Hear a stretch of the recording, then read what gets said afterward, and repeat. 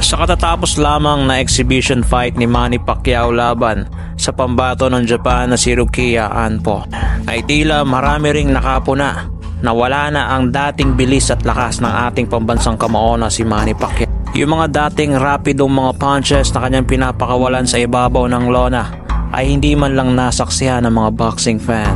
Bagamat mapapansin pa rin ang pagkabeterano ng ating pambato dahil ang kanyang mga footwork ay naroon pa rin at bahagyang nakakakonekta ng mga patama sa higanting kalaban, ay tila hindi ito naging sapat para sa mga boxing fans na makita ang dating bagsik ng pambansang kamao na si Manny Pacquiao. Subalit hindi natin pwedeng ipag-isantabi na meron pa itong kalawang si Manny Pacquiao dahil sa pagkatenga ng mahabang panahon. Kaya naman ang bakbakang ito kontra sa Hapon ay nagsisilbing pang pagpagkalawang lamang ng ating pambansang kamao para bumalik sa professional boxing. Kung kayong mga manonood ang tatanungin, pwede ba si Manny Pacquiao na lumaban sa professional boxing o delikado na itong lumaban pa sa ibabaw ng lona dahil sa kanyang edad? Para sa aking opinyon ay mabuti nang magretiro si Manny Pacquiao at mag-focus na lamang sa kanyang pamilya. Dahil sa aking napansin ay tila napakadelikado na para sa kanya ang lumaban sa professional boxing. At isa pa sa aking mga napansin bukod sa pagbagal ng ating pambansang kamao ay tila lumamya ang mga manonood dito sa bansang Pilipinas. Kumpara mo sa mga laban noon ni Manny Pacquiao na pag mag-uumpisa na ang laban ay tila wala kang makikitang tao sa lansangan. Pati ang mga kriminal ay tumitigil sa kanilang mga masamang gawain. Ultimo ang kanyang nakaalitan sa politika ay kanya rin itong dating naging tagahanga. Ito ay ang dating presidenteng si Rodrigo Roa Duterte. Mayor pa lamang noon ng Davao si Rodrigo Duterte. Ang mga labanan ni Pacman ang siyang nagpapasaya sa alkalde. Lalo na nang makuha ni Pacman ang IBF Bantamweight World Title sa mga kamay ni Lelo Ledwaba taong 2001. He's been caught by surprise. He's a good fighter. Weariness and almost a resignation in the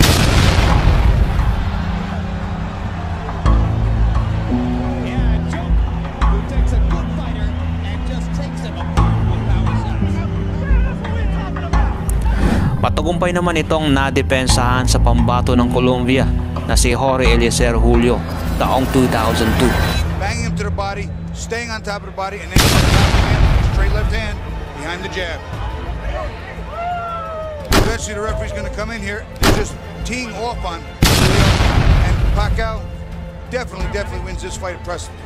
Pacquiao so quick, so aggressive, and hurt Julio so much in the first minute of the round that the veteran fighter... Matapos ang mga tagumpay ni Pacman sa Estados Unidos, ay pinagbigyan nito ang hiling ng mga tagahanga na muling lumaban sa bansang Pilipinas. At dito nga ay napili nitong lumaban sa bayan ng Davao City na kung saan namumuno si Rodrigo Duterte.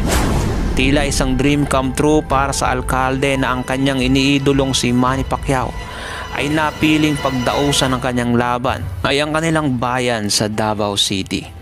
Hindi ito pinalampas ng alkalde at nanood ito ng personal. Oktubre 26 taong 2002 ay dinepensahan ni Pacman ang IBF title sa pambato ng Thailand na si Fabrakor Braktit-Jim. Hindi naman basta-bastang kalaban itong pambato ng Thailand dahil halos lahat ng nakalaban nito ay puro knockout ang inabot.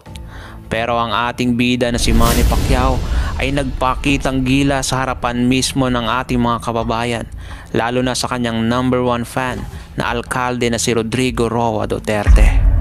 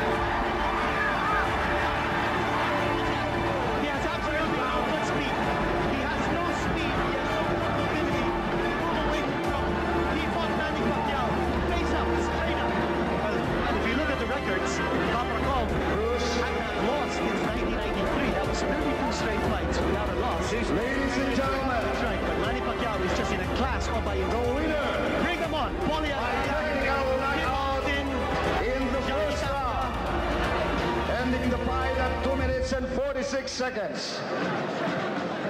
Still, the International Boxing Federation Junior Featherweight Champion of the World, Manny Pacquiao. Kung nagustuhan nyo ang video ng tampok natin ngayon, paki-like and share. Mag-iwan ka na rin ng comments para sa iyong saloobin.